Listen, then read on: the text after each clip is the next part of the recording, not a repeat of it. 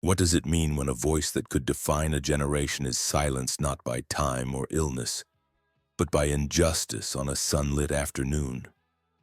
Kirsty MacColl, the daughter of folk legend Ewan MacColl, spent her life carving out her own identity in the shadow of greatness.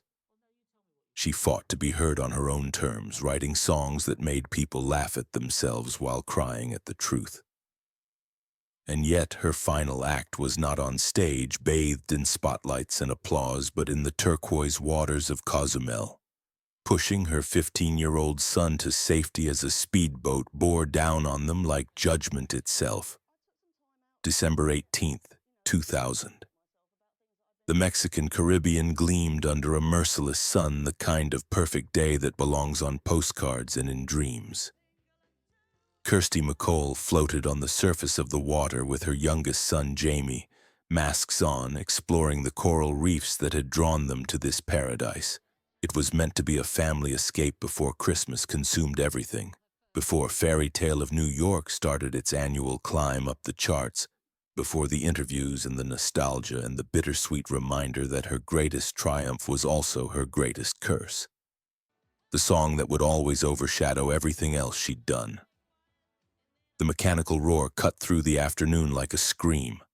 A speedboat, moving fast, too fast, heading directly toward them in waters that were supposed to be restricted, off-limits to motorized vessels. In the seconds between recognition and impact, Kirsty MacColl made the choice that would define her legacy more than any song ever could. She grabbed Jamie and pushed him with everything she had, propelling his body out of the path of the oncoming boat. The propeller struck her instead, head, chest, instant devastation. The woman whose voice had sung of heartbreak and humor, of ordinary people and their extraordinary struggles, was gone before she hit the water. She was 41 years old. The boat didn't stop immediately. It circled back eventually. By then, other divers were screaming, trying to reach Kirsty's lifeless body, attempting resuscitation that could never work. Jamie, saved by his mother's final act, watched from the water as his world ended. The boat belonged to Guillermo Gonzalez Nova, a wealthy businessman with connections that reached into Mexico's highest corridors of power. The man at the helm, according to the official story that would later unravel under scrutiny, was a deckhand named Jose Chen Yam, someone convenient to blame, someone expendable. But eyewitnesses told a different story. They saw someone else driving. They saw wealth and privilege in action, making split-second calculations about liability and consequences. They saw what happens when power collides with powerlessness in waters where the rules don't seem to apply to everyone equally. The world reeled when the news broke. The BBC interrupted programming. Radio stations across Britain went into spontaneous mourning, playing Fairy Tale of New York on repeat. Shane MacGowan's ragged voice intertwining with Kirsty's crystal-clear contempt and love, that perfect duet now transformed into an elegy. How could someone so vital, so present, so necessary simply vanish?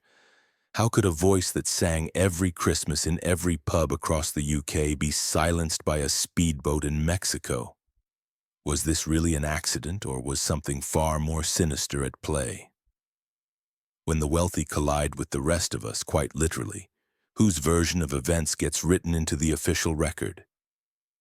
And what does it say about justice that a mother can die saving her son, and the powerful can walk away without consequence? But to understand how it ended in those blood-stained waters off Cozumel, we must first understand how it began, in the suffocating shadow of genius, in the desperate need to be seen, in the daily battle to become yourself when the world has already decided who you're supposed to be. London, October 10th, 1959. Kirsty Anna MacColl entered a world where her identity had been determined before she drew her first breath. Her father, Ewan MacColl, was already a towering figure in British folk music, a purist, a political activist, a man whose songs like "The First Time Ever I Saw Your Face" would echo through decades. Her mother, Jean Newlove, brought dance and movement to the family's artistic DNA, a graceful counterpoint to Ewan's stern conviction. The household was steeped in music, but not just any music, the right kind of music, traditional folk, the people's songs, authentic and uncompromising. For young Kirsty, this created an impossible paradox. She inherited her father's gifts, the ear for melody, the instinct for lyric, the understanding that a song could tell a story more powerful than any speech. But she also inherited something Ewan MacColl could never forgive: a love of pop music. While her father championed centuries-old ballads and workers' anthems, little Kirsty was drawn to the radio, to the immediate emotional punch of a perfect 3-minute pop song, to music that made you want to dance as much as think. The MacColl household was both privilege and prison. Privilege because Kirsty grew up surrounded by Britain's finest folk musicians, absorbing lessons in songcraft that most artists never learn. Prison because every achievement would be measured against her father's towering legacy, every artistic choice scrutinized through his unforgiving lens of authenticity. Ewan MacColl viewed commercial pop as the enemy, a corruption of real music, a sellout to capitalist interests. His daughter's natural inclination toward it felt like betrayal.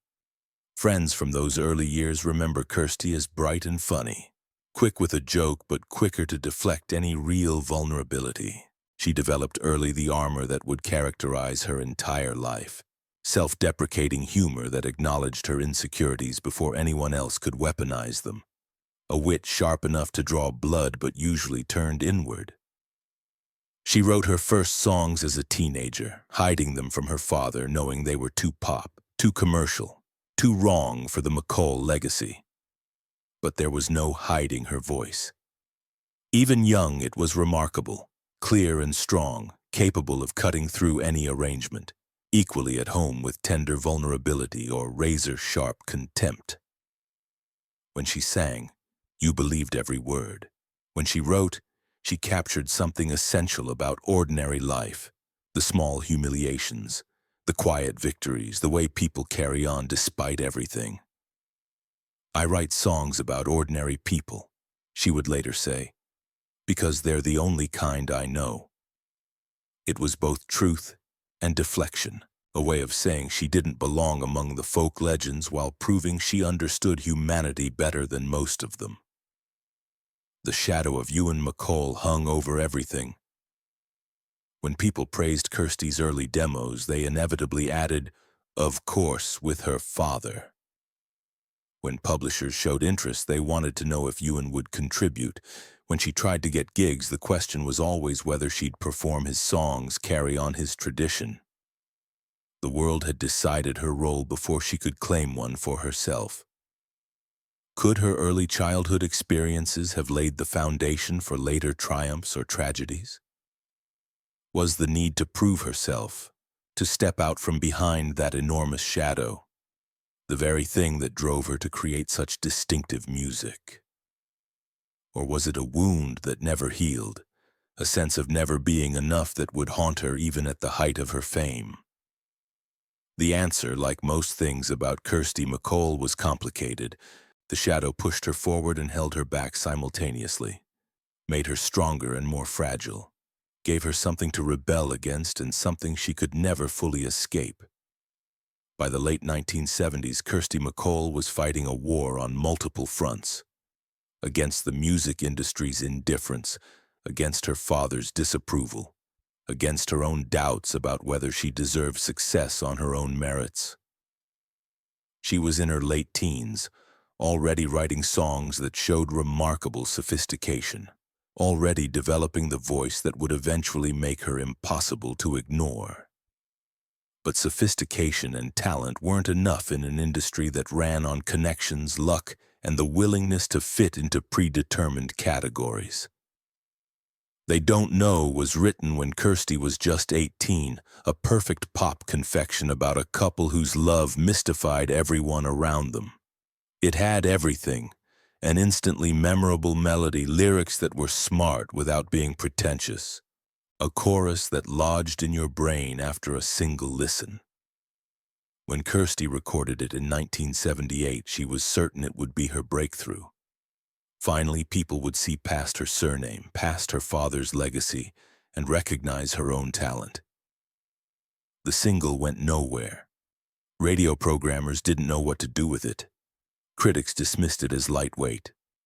The music industry, in its infinite wisdom, decided the world didn't need another female pop singer-songwriter, especially not one connected to folk royalty.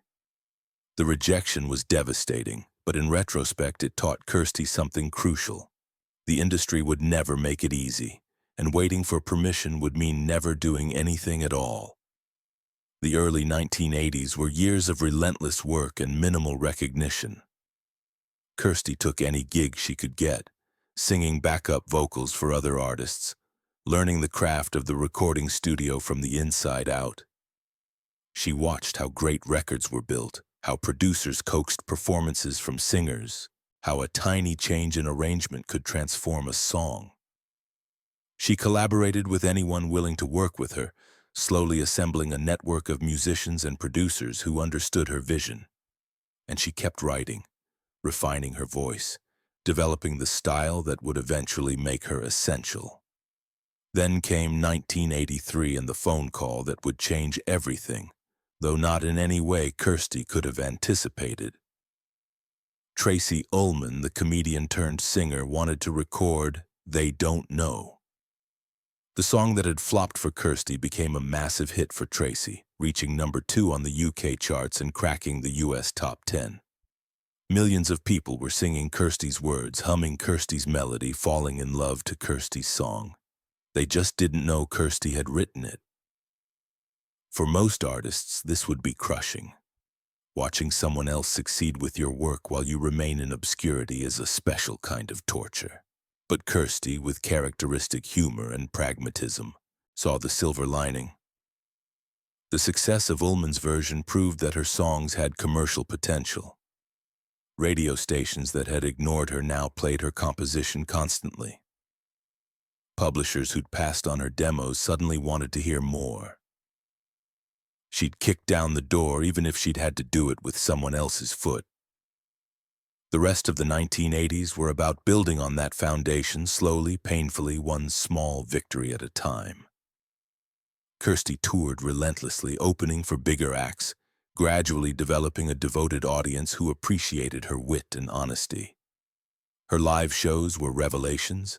She didn't just perform songs, she inhabited them, telling stories between numbers, creating an intimacy that made even large venues feel personal. She had a gift for making audiences feel like they were in on the joke, part of something special, connected to her not as a celebrity but as a fellow human navigating life's absurdities. But success remained frustratingly elusive. Critics praised her, other musicians respected her, but the broader public recognition she craved stayed just out of reach. The industry kept trying to pigeonhole her, too pop for folk audiences, too sophisticated for top 40 radio, too British for American markets, too something or not enough something else. She existed in a kind of professional limbo, talented enough to keep getting opportunities but never quite breaking through to the mainstream success that would justify her years of struggle. Money was tight. Despite her talent and connections, Kirsty was barely making enough to survive. The music industry has always been designed to enrich labels and publishers while keeping artists perpetually hungry, and Kirsty was no exception. She took session work to pay bills, wrote songs for other artists, did whatever was necessary to keep going. The glamour of the music business, it turned out, was mostly an illusion. Behind the scenes, it was just hard work and constant financial anxiety. Was the success she eventually achieved truly worth all the pain she endured? When you spend years being told you're not quite right, not quite what the market wants, does eventual vindication heal those wounds or merely prove how arbitrary the gatekeeper's judgments always were? The phone call came in the summer of 1987 and it would change everything. Shane MacGowan, the brilliant and chaotic frontman of the Pogues, was on the line. They were working on a Christmas song, he explained, something between a love song and a bar fight, and they needed a female voice. Not just any voice, they needed someone who could trade insults and declarations of love with equal conviction. Someone who could make you laugh and break your heart in consecutive breaths. They needed Kirsty. Fairy Tale of New York was unlike anything else in Christmas music then or now. Where most holiday songs traffic in sentimentality and snow globe nostalgia, this was a portrait of broken dreams and enduring love set among New York City's drunks and dreamers on Christmas Eve. Shane sang as an Irish immigrant looking back on better days, remembering when he was a king. Kirsty sang as the woman who'd believed in him before reality got in the way, before dreams dissolved into drink and disappointment. Their voices, his ragged and raw, hers clear and cutting, created a chemistry that felt dangerous and true. The recording sessions were chaotic in the way only Pogue's sessions could be. The band was not known for studio discipline, and the atmosphere often devolved into drinking and carousing that would have made most producers despair. But when Kirsty stepped up to the microphone to deliver her verse, something alchemical happened. She sang with a mixture of fury, love, humor, and heartbreak that elevated the entire song into something approaching greatness. When she delivered her lines about dreams and disappointment, about Christmas bells and fairy tales, you believed every syllable. This wasn't acting, this was channeling every frustration, every moment of being overlooked, every time someone had underestimated her, into 3 minutes of perfect performance. The single was released in November 1987 and immediately became a phenomenon. It peaked at number 2, kept from the top spot by the Pet Shop Boys' cover of Always on My Mind. But chart position mattered less than cultural impact. Fairy Tale of New York didn't just become a hit, it became an institution. Every Christmas since its release, the song has returned to the UK charts, a permanent fixture of the holiday season. The anthem that plays when people want Christmas music that actually sounds like their lives. Messy, complicated, drunk, honest, and real. For Kirsty, the success was vindication, validation, and a curse disguised as a blessing. Suddenly, she was no longer Ewan MacColl's daughter trying to make it in pop. She was Kirsty MacColl, the voice of the greatest Christmas song Britain had produced in decades. Record labels that had previously passed now came calling. Producers wanted to work with her. Radio programmers who'd ignored her earlier work now added her to playlists. The door she'd been pushing against for years finally swung open. Her 1989 album, Kite, showcased the full range of her talents: sharp political commentary in Free World, devastating heartbreak in Don't Come the Cowboy with Me Sonny Jim, perfect pop craft throughout. Critics who'd dismissed her as lightweight were forced to reconsider. Here was a songwriter who could tackle serious subjects without losing her sense of humor, who could write perfect melodies without sacrificing lyrical sophistication, who could be simultaneously accessible and intelligent in a way that made both qualities seem easy. Electric Landlady in 1991 pushed even further. Working with producers who truly understood her vision, Kirsty created an album that felt timeless and contemporary simultaneously. Walking Down Madison addressed homelessness and urban alienation with compassion that never tipped into condescension. The title track was a feminist anthem disguised as a dance floor filler. Throughout, Kirsty's voice held everything together, that remarkable instrument that could be tender or tough, vulnerable or defiant, often within the same breath. She'd done it. After years of struggle, after watching others succeed with her songs, after being told she wasn't quite right for the market, Kirsty MacColl had proven everyone wrong. She was a star. She was recognized. She mattered. But behind all that glamour, was there an unbearable loneliness that nobody saw? When you finally achieve the recognition you fought for your entire life, does it fill the void? Or does it simply reveal new, deeper emptinesses you'd been too busy to notice before? Success came with complications Kirsty hadn't fully anticipated. The music industry wanted to package her, to turn her into a reliable product that could be marketed and sold according to established formulas.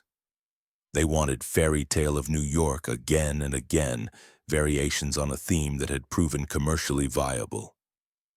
But Kirsty had spent too many years fighting for artistic independence to surrender it now.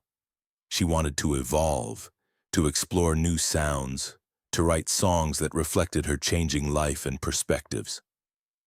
Her personal life was fracturing under the pressure. She'd married producer Steve Lillywhite in 1984 when both were still climbing toward success. They had 2 sons together, Jamie and Louie, and for a time it seemed like the perfect artistic partnership. Steve understood the music business and Kirsty trusted his judgment, but being married to a successful producer while maintaining your own career created tensions neither had fully anticipated. Who came first, his projects or hers? Whose career got priority when schedules conflicted? How do you maintain a marriage when both partners are constantly traveling, constantly working, constantly sacrificing personal time for professional advancement? By the mid-1990s, the marriage was over. They separated in 1992 and divorced in 1994, trying to maintain civility for their son's sake. Kirsty poured her heartbreak into her music, creating some of her most emotionally raw work. Songs about failed relationships and new beginnings sat alongside earlier hits, creating a portrait of an artist constantly evolving, refusing to be frozen in time or defined by past successes. Motherhood changed Kirsty in ways she hadn't expected. She'd always been driven, ambitious, willing to sacrifice almost anything for her career. But her sons made her reconsider those priorities. They needed her present, not just physically, but emotionally. They needed a mother who wasn't always thinking about the next album, the next tour, the next chance to prove herself. Kirsty tried to balance both worlds, the devoted mother and the working artist. But the music industry has never been designed to accommodate that kind of balance, especially for women. Money became a constant source of anxiety. Despite her critical acclaim and the enduring popularity of Fairy Tale of New York, Kirsty had never accumulated the kind of wealth that would allow financial independence. The economics of the music business favor labels and publishers, not artists. Royalties trickle in slowly and get divided among too many parties. Touring generates income but costs a fortune.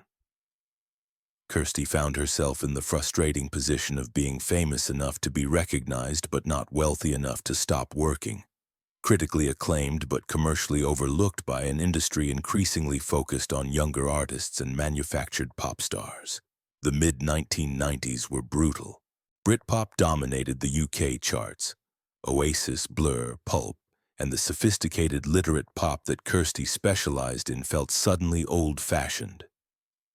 Radio programmers wanted youthful energy and attitude, not 40-something singer-songwriters writing clever lyrics about adult complications. Record labels consolidated, becoming more risk-averse and focused on instant hits rather than long-term artist development. Kirsty found herself in professional purgatory again, praised by critics and other musicians but unable to secure the promotional support her albums deserved. The scandal, when it came, wasn't dramatic or tabloid-worthy. It was simply the slow, grinding reality of being a working artist in an industry that had moved on. Albums released to critical praise but minimal commercial success. Tours that barely broke even.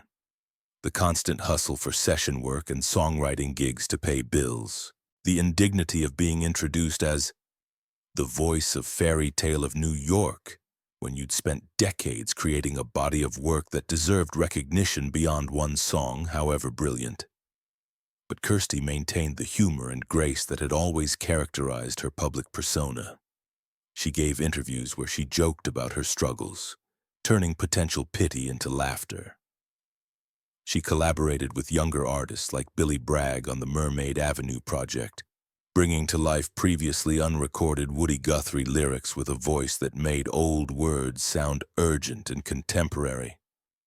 She proved again and again that she was still at the height of her powers, still capable of bringing something unique to any project she touched.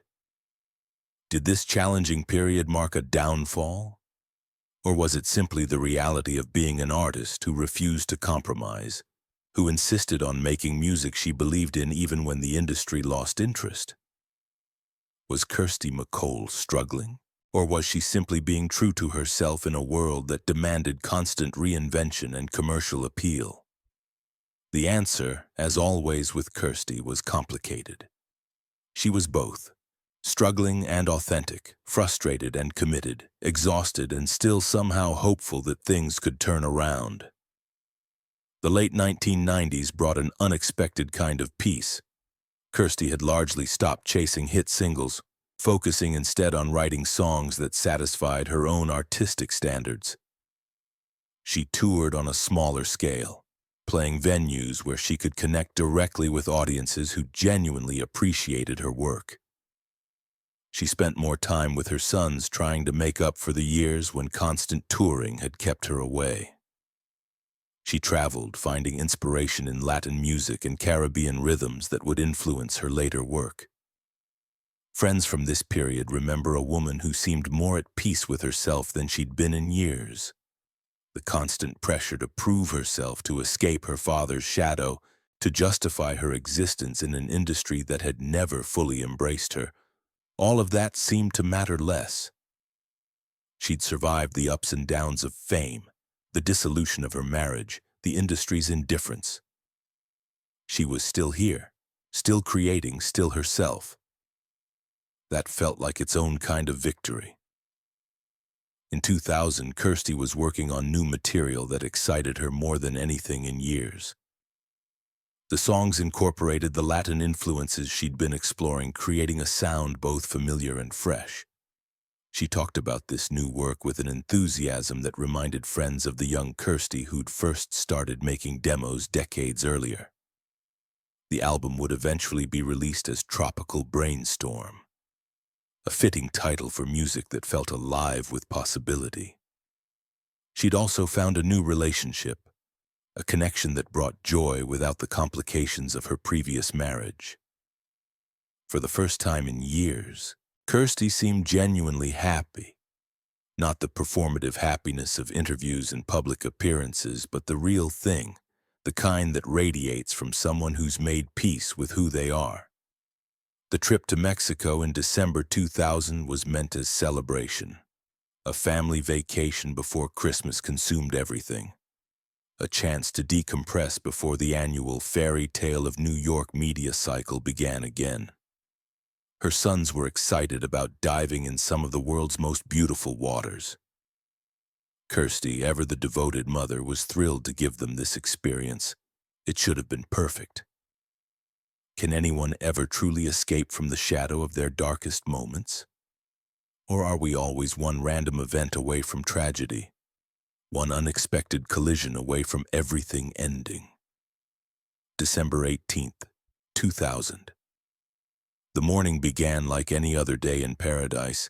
Breakfast together, plans for diving in the afternoon, the easy comfort of family time away from work pressures.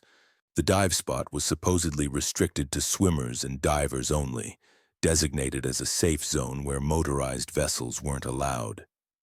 Kirsty and Jamie were floating on the surface, having just completed a dive, when the speedboat appeared.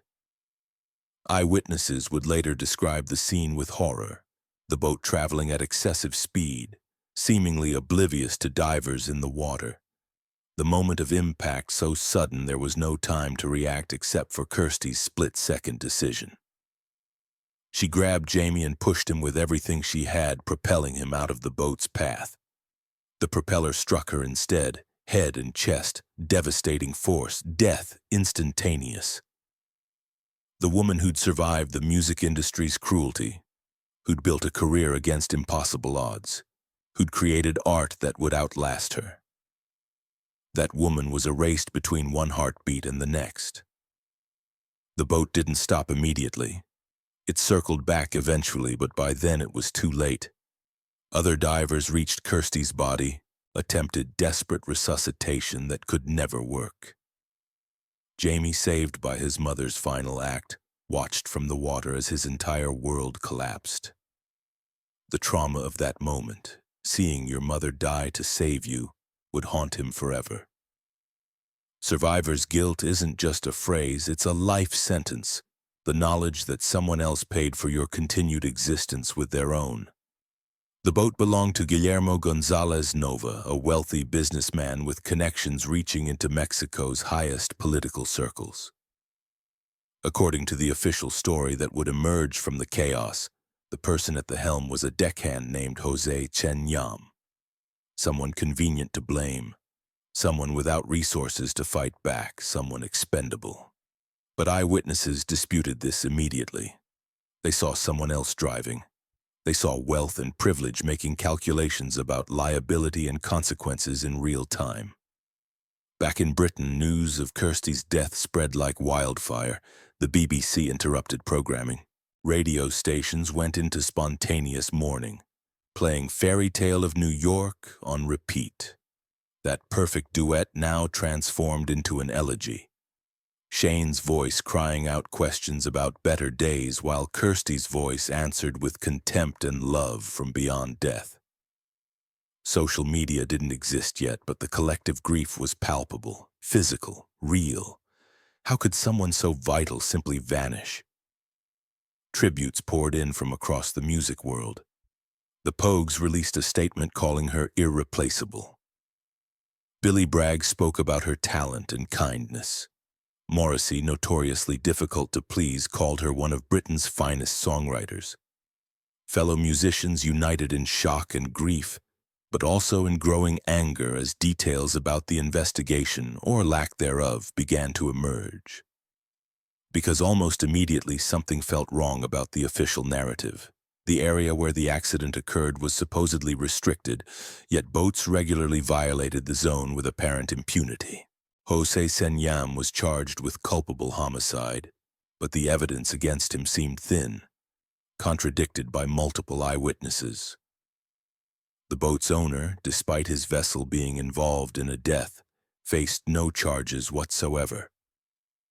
Questions multiplied faster than answers. Kirsty's mother, John MacColl, refused to accept the official story. She launched a campaign for justice that would consume the rest of her life. Justice for Kirsty became both rallying cry and indictment of a system where wealth could purchase immunity from consequence. Jean hired lawyers, challenged the Mexican investigation, brought relentless media attention to the case's irregularities. She traveled to Mexico repeatedly, attending court hearings, meeting with officials, refusing to let time or distance dim her determination to see someone held accountable for her daughter's death. The funeral, held in London in early January 2001, became both memorial and protest. Hundreds attended, including luminaries from across the music industry. The Pogues performed, their music never sounding more mournful. Billy Bragg spoke, his voice breaking as he described Kirsty's talent and humanity.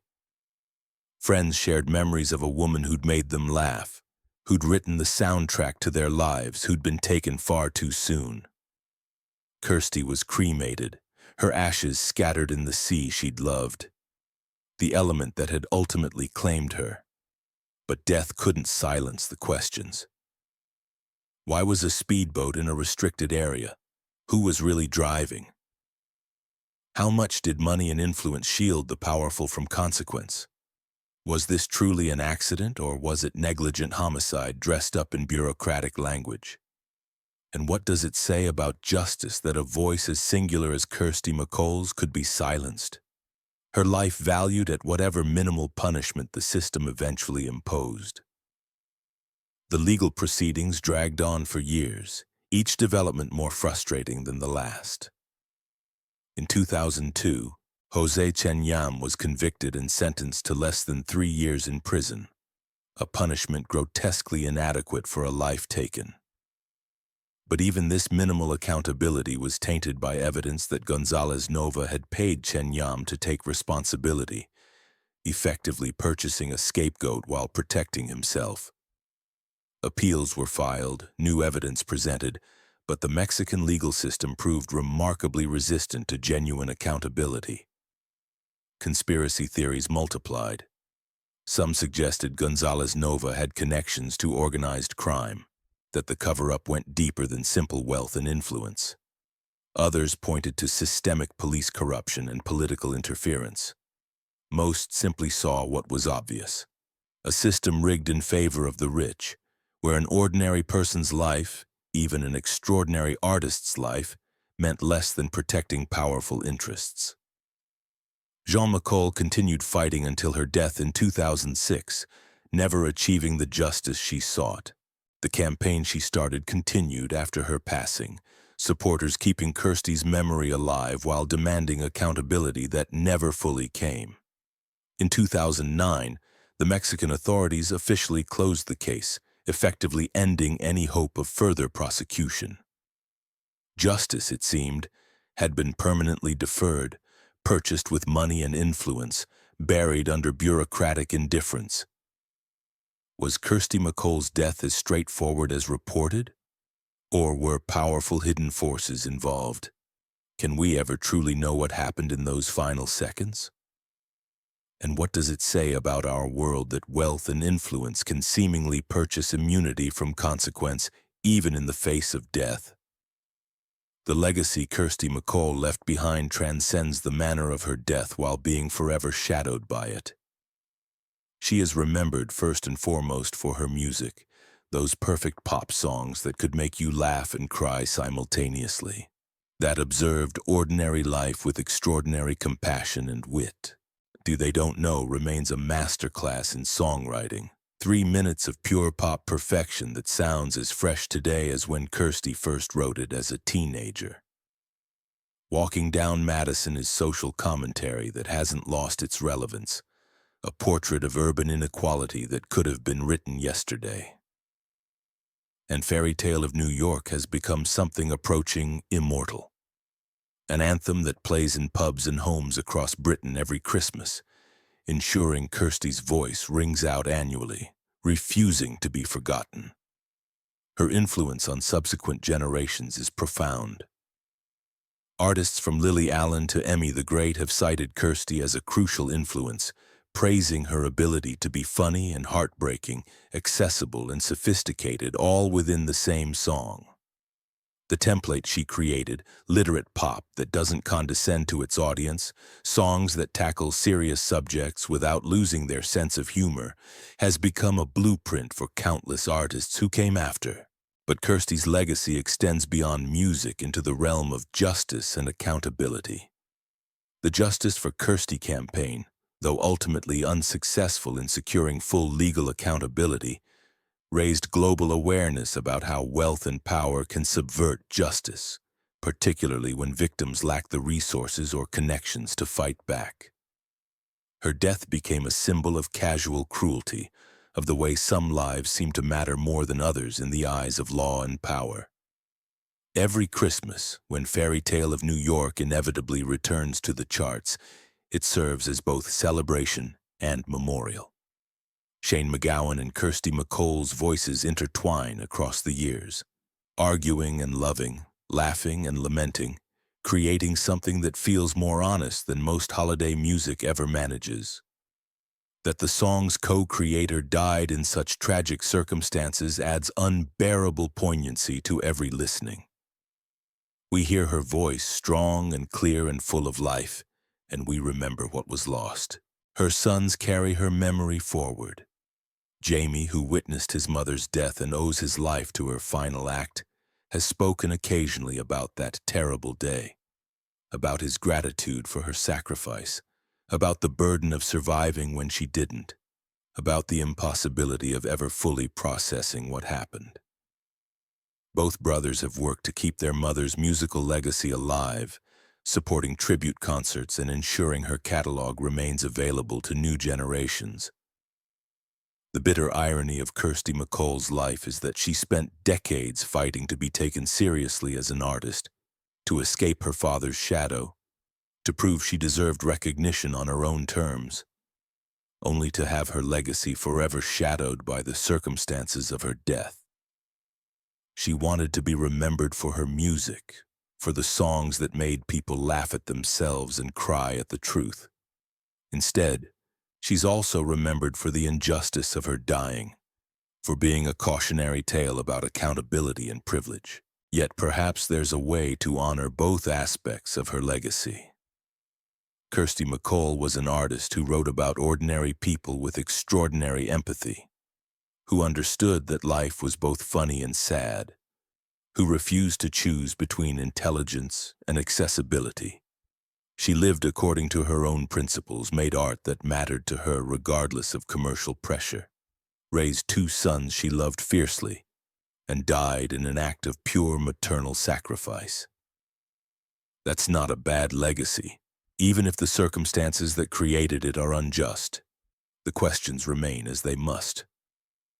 Would Kirsty have continued evolving as an artist, incorporating those Latin influences into albums that might have brought her the commercial success that remained frustratingly elusive? Would she have finally received the recognition she deserved in her lifetime, or would she have remained a cult figure, beloved by those who knew but overlooked by the mainstream? Would justice have eventually been served, or would the powerful have continued evading accountability as they so often do? We'll never know the answers. What we have instead are the songs, perfect, imperfect, deeply human songs that capture something essential about life's mixture of joy and sorrow. We have Fairy Tale of New York, playing every Christmas, ensuring Kirsty's voice continues ringing out year after year. We have the example of an artist who refused to compromise, who made the music she believed in even when the industry lost interest. And we have the memory of a woman who used her final seconds to save her son, proving that heroism isn't always about grand gestures but sometimes about split-second decisions made from pure love. Do we honor her best by remembering the injustice or by keeping her music alive every Christmas? Perhaps the answer is both. Perhaps the way to truly honor Kirsty MacColl is to refuse to let either her music or her death be forgotten. To keep listening, keep singing along, keep asking questions about power and accountability. Keep insisting that some debts can never be fully paid but must be acknowledged nonetheless. Kirsty MacColl died on December 18, 2000, but her voice hasn't stopped singing. Every time someone discovers they don't know for the first time, every time Fairy Tale of New York plays in a crowded pub at Christmas, every time a young songwriter realizes you can be smart and catchy, funny and heartbreaking, accessible and uncompromising, Kirsty lives on. The tragedy of her death hasn't dimmed the power of her music. If anything, it's made us listen more carefully, appreciate more deeply what we lost. Influence fades, impact endures. The speedboat that killed Kirsty roared out of the Mexican sun without warning, driven by someone who would never face adequate consequence. But the music she made continues arriving in our lives like gifts, surprising us with insight and humanity, making us laugh at ourselves as she always intended. Her silence in Cozumel spoke louder than any stage she'd ever stood on. The silence of a mother choosing death so her son could live. The silence of justice deferred. The silence that demands we keep listening, keep remembering, keep refusing to accept easy answers. She wanted recognition. She got survival through sacrifice. And in that final act, Kirsty MacColl became something more than a singer-songwriter fighting for acknowledgement. She became proof that love is stronger than death, that art outlasts injustice, that a voice raised in song can echo far beyond the span of years we're given. As long as we keep listening, as long as we keep asking questions, as long as we refuse to let money and power write the final chapter, her legacy remains undefeated, her voice unsilenced, her impact immeasurable.